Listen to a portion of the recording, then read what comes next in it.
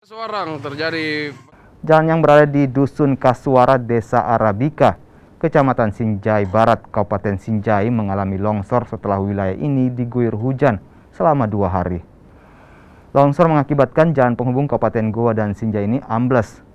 Badan Penanggulangan Bencana Daerah Kabupaten Sinjai memastikan jalan yang longsor mencapai 20 meter.